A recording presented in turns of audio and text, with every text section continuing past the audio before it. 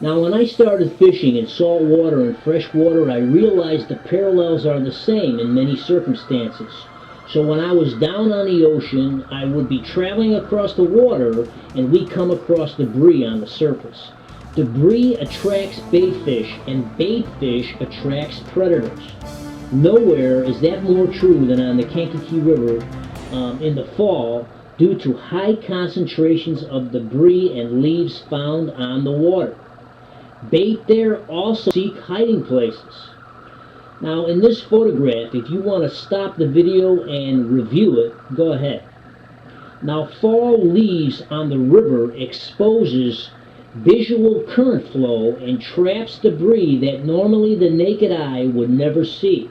The difference today is you have a visual reference point from accumulating leaves to show you the ambush points. Now, while I was out on the river today, I happened to notice a couple of boat anglers, and when the water temperature is below 50, walk and wade anglers have a huge advantage. Boaters have access to all kinds of water, so they have a tendency to move too fast in cold water conditions. Once you find a feeding range, you can work those same fish all day long.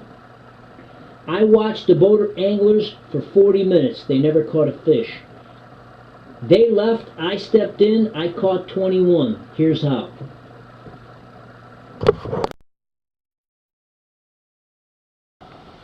We're starting out with a lot of small fish. It's a beautiful day. It's supposed to hit 59 degrees. Water temperature's like 47 degrees, so stay tuned. What I am doing today is a little float and fly for a change. The water's cold enough now where that presentation works well. If you haven't tried float and fly, I'll give you a little demonstration.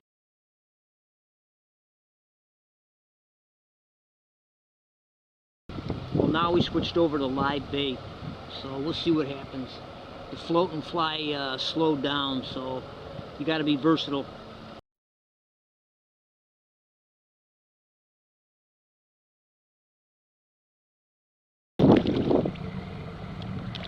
That's number 9. Oh yeah.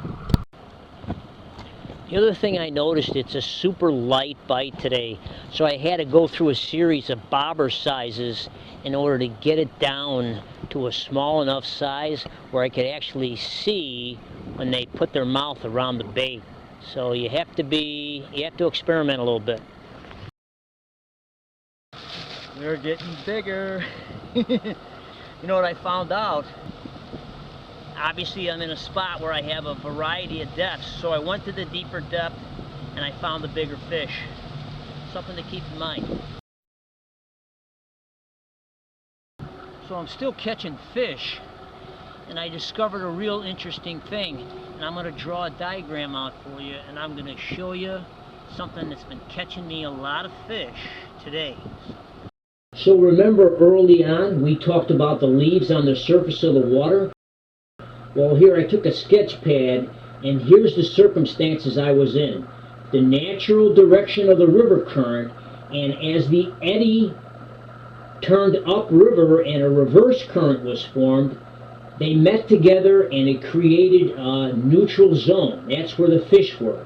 So now I write the number down from the USGS site, and I can come back in a day, a month, or a year and find the fish, same spot.